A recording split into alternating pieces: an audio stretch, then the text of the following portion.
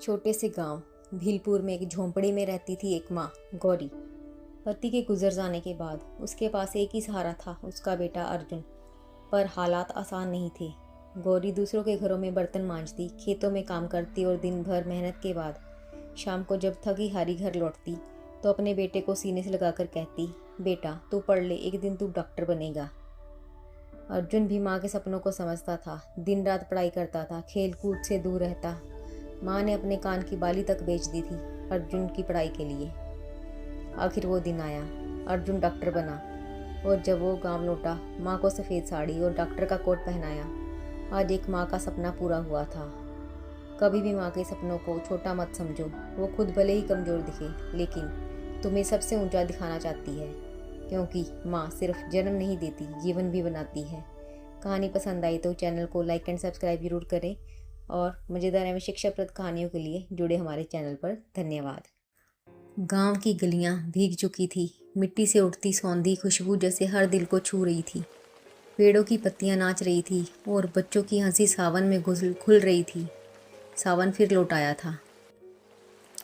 छत के नीचे बैठी थी दादी, उनकी आंखें आसमान को निहार रही थी। पास बैठी थी उनकी नातिन गुड़िया। दादी, आप हर साल बारिश को ऐसे क्यों देखती हो? क्योंकि इसमें मेरी माँ की हंसी छुपी है बेटा, तुम्हारे नाना की आवाज़ और वो सावन जो कभी लौटकर नहीं आया। दादी फिर बचपन की शांता बन गई। हर सावन वो आम के पेड़ पर झूला डालती, भीगती, हंसती और माँ की डांट से डरती। बारिश में भीगोगी तो सर्दी हो जाएगी, जिद्दी कहेगी, माँ बोली। मेहंदी की खुशबू, सहेलियों की हंसी और पीपल के पेड़ से बंधा झूला, सावन जैसे हर बार एक उत्सव बन जाता था। फिर एक सावन आया, माँ बीमार पड़ी थी। घर में ना झूला पड़ा, ना हंसी गूंजी। शांता चुपचाप माँ के पैरों के पास बैठी रही। माँ, आप ठीक हो जाओगी ना? माँ ने खिड़की के बाहर झांका। एक हल्की मुस्कान उसके चेहरे पर थी। एक दिन तू बड़ी होगी शांता, और ये सावन तुझे बहुत याद आएगा, माँ बोली। दादी, आप झूला झूलोगी मेरे साथ?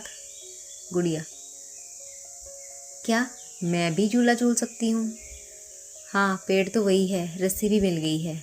दादी और गुड़िया दोनों सावन की फुहार में झूले पर झूल रही थी। वक्त जैसे थम गया था। दादी, मैं हर साल आपके साथ सावन मनाऊंगी और मैं हर साल तुम्हें अपनी माँ की कहानी सुनाऊंगी, क्योंकि सावन सिर्फ बारिश नहीं लाता, वो यादों की बरसात करता है। हर किसी की ज़िंदगी में होता है एक ऐसा सावन जो सिर्फ भिगाता नहीं, जीना सिखाता है। कहानी पसंद आई तो चैनल को लाइक एंड सब्सक्राइब जरूर करें। धन्यवाद। जादुई घड़ा और बूढ़ी अम्मा। कहानी शुरू होती है एक पहाड़ी गांव धनपुर से। घना जंगल, बर्फीली हवाएं और उसी गांव के कोने में था एक टूटा सा कपड़ैल वाला घर। उसमें रहती थी बूढ़ी अम्मा, सफ़ेद बाल, कांपती चाल, लेकिन आंखें जैसे सब कुछ जानती हों। गांव के बच्चे कहते थे बूढ़ी अम्मा के पास कोई जादुई घड़ा है, जो मांगो वो दे देता है। आरव, तन्वी और गोपाल तीनों दोस्त हर रोज़ अम्मा के घर के पास से चुपचाप निकलते। एक दिन तन्वी ने फुसफुसाकर कहा, मैंने खिड़की से नीली रोशनी देखी है, कुछ तो रहस्य है। अगली रात तीनों बच्चे चुपचाप अम्मा के घर के पीछे पहुंचे। भीतर से धीमी आवाज़ आई, घड़े देव, आज थोड़े चावल दे दो, किसी बच्चे को भूखा नहीं सोने देना। और फिर मिट्टी के घड़े से निकली नीली रोशनी और एक थाली गरम चावल और दाल से भरी हुई। तीनों की आंखें फटी की फटी रह गई। अगली ही रात गोपाल ने कहा, अगर ये घड़ा सब कुछ दे देता है तो हम अमीर क्यों ना बन जाएं। और वही रात चुपचाप घुसकर उसने घड़ा चुरा लिया। गोपाल बोला, घड़े देव, मुझे सोना दो।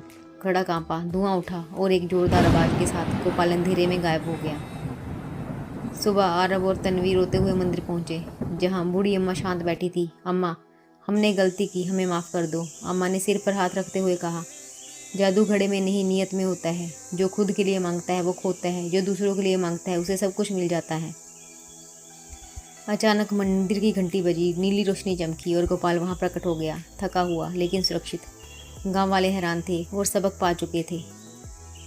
अब बूढ़ी अम्मा अकेली नहीं थी। हर शाम बच्चे उनके आंगन में जाकर कहानियाँ सुनते, प्यार बांटते और सीखते कि सच्चा जादू हमारे दिल में होता है जब हम किसी के लिए सोचते हैं। अगर आपको ये कहानी अच्छी लगी तो ज़रूर लाइक करें, कमेंट करें और हमारे चैनल को सब्सक्राइब करें, क्योंकि अगली बार फिर आएगी एक नई कहानी एक नए जादू के साथ। तब तक के लिए धन्यवाद।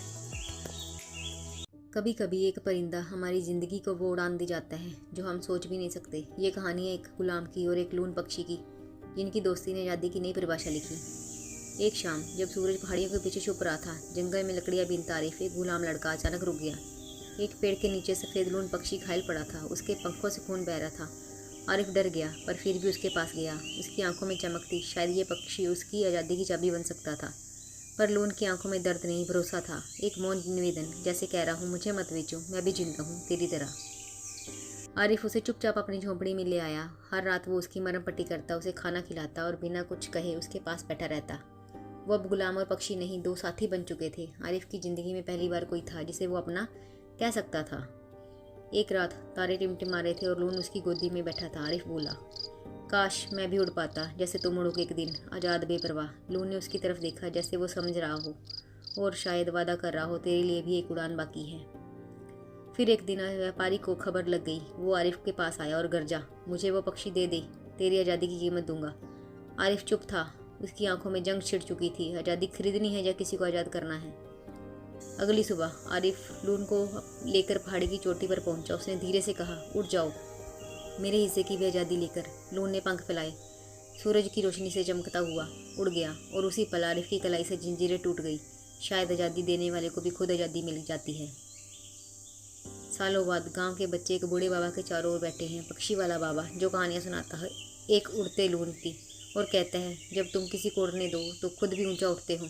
और कभी कभी आसमान में एक सफ़ेद लून फिर से उड़ता दिखाई देता है, जैसे वो वादा निभा रहा हो, तेरी आज़ादी कभी बेकार नहीं गई। ये कहानी हमें सिखाती है कि जब तुम किसी को उसकी आज़ादी लौटाते हो तो ज़िंदगी तुम्हें वो सम्मान देती है जिसे तुमने कभी मांगा भी नहीं होता। कहानी पसंद आए तो चैनल को लाइक एंड सब्सक्राइब करें। धन्यवाद। जंगल के बीचों बीच एक पेड़ था। उसी पेड़ पर रहती थी एक प्यारी सी चिड़िया, मीरा। हर साल मीरा वहाँ घोंसला बनाती, अंडे देती और अपने बच्चों को पालती। इस बार मीरा ने 4 सुनहरे अंडे दिए थे। वो रोज़ उड़कर खाना लाती और प्यार से अंडों को सेती। एक दिन एक भूखा सांप कालू उस पेड़ की ओर सरका।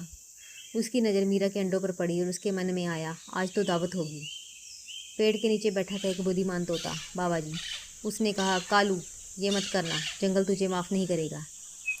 मीरा उड़ती हुई आई और गिड़गिड़ाई, मेरे अंडे मत खाओ, मैं तुम्हारे लिए खाना लाऊंगी। मीरा के आंसू और प्यार से कालू का दिल हिल गया। उसने कहा, ठीक है, एक शर्त पर, मैं तुम्हारे अंडों को नहीं खाऊंगा। अब मीरा हर दिन कालू के लिए कुछ न कुछ लाती, मरी मछली, फल और अंडे के छिलके। एक दिन मीरा के अंडों से 4 प्यारे चूजे निकले। मीरा खुशी खुशी उन्हें कालू को दिखाने गई। कालू मुस्कुराया और बोला, अब मुझे अंडे नहीं, सिर्फ दोस्त चाहिए। अब कालू जंगल का रक्षक बन गया। बच्चे उसे सांप मामा कहकर बुलाते। अतः इस तरह ममता और प्यार ने एक भूखे सांप को बदल दिया। और मज़ेदार एवं शिक्षाप्रद कहानियों के लिए जुड़े हमारे चैनल से। कहानी पसंद आए तो चैनल को लाइक एंड सब्सक्राइब जरूर करें। धन्यवाद। तीज का झूला। उत्तर भारत के एक छोटे से गांव पिपली में सावन का महीना अपनी पूरी हरियाली के साथ उतर चुका था। हर घर में तीज की तैयारियां चल रही थी। कोई साड़ी निकाल रहा था, कोई मेहंदी रचाने में जा रहा था। और इसी गांव के एक आंगन में बैठी थी हमारी नन्ही नायिका मीरा। दादी अम्मा, ये हरियाली तीज क्यों मनाते हैं? बेटा, तीज शिव पार्वती के पुनर्मिलन का त्यौहार है। इस दिन औरतें उपवास रखती हैं, झूले डालती हैं, गीत गाती हैं और अपने पतियों की लंबी उम्र की कामना करती हैं। पर इसका मतलब सिर्फ शादीशुदा औरतें ही नहीं, ये त्यौहार तो प्रेम, आस्था और परिवार के साथ रहने का प्रतीक है। मीरा की आंखों में चमक आ गई। उसने मन में कुछ ठान लिया। उसने अपनी सहेलियों राधा, गुड़िया और सोनू को बुलाया। इस बार की तीज कुछ अलग होगी। ऐसा झूला डालेंगे कि दादी अम्मा की भी झूलेंगी और ठाकुर साहब भी। बच्चों ने झूला तैयार किया, रस्सियां बांधी।